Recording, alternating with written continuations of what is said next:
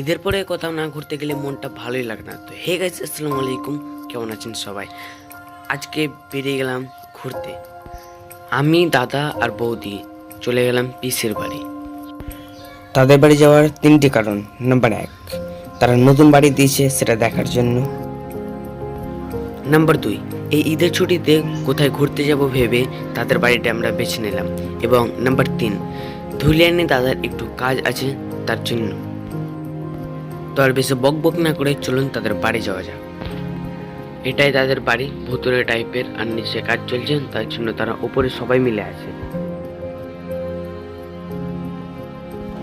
আমি এখন উপরে চলে যাচ্ছি। এখানে সাইকেল আছে, ওইদিকে রান্না করছে, এখানে একটা চেয়ার আছে, আর এইদিকে নতুন বাড়ি দিচ্ছে নিচে এবং উপরে। এই রুমে আমার একটা দাদার ফোন আছে, আর সে আনতে বললো, তার জন্য আমি এই রুম থেকে ফোনটা নিয়ে নিলাম।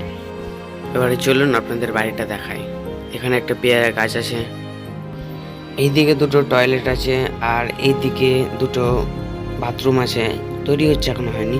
দেন আমরা ওখান থেকে বেরিয়ে আমরা নেক্সট একটা বৌদির বাড়ি চলে এলাম।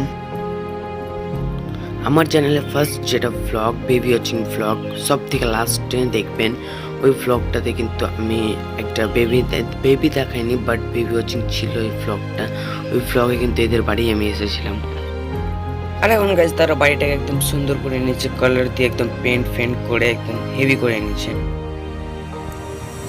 এই কিন্তু প্রচুর কাজ ছিল গাইস, কারণ তার বাবা তার পাশের যে বোনটা আছে তাকে নিয়ে নিয়েছে তার জন্য।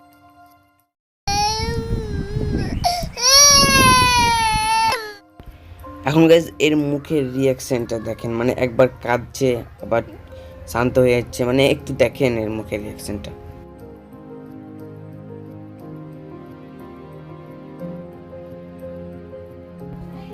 অ্যান্ড ওখানে কিছুক্ষণ থেকে আমরা আবারও বেরিয়ে গেলাম বাড়ির দিকে।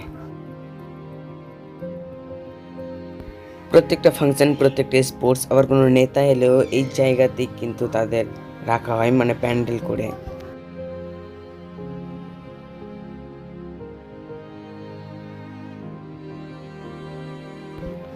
অ্যান্ড এখন আমি ডাক বাংলোতে চলে এলাম, ওইদিকে পার হচ্ছে। আর এই কাকু হয়তো আমার ক্যামেরা দেখে মনে মনে একটু রাখছে।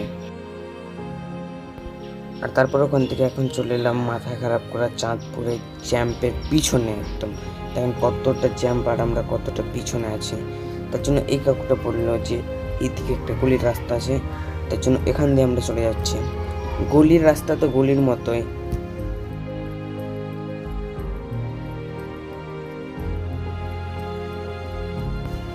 আর এই জায়গাতেও জ্যাম্প। একটা টোটো ঢোকার জন্য এই জায়গাতে আবার জ্যাম্প লেগে গেল।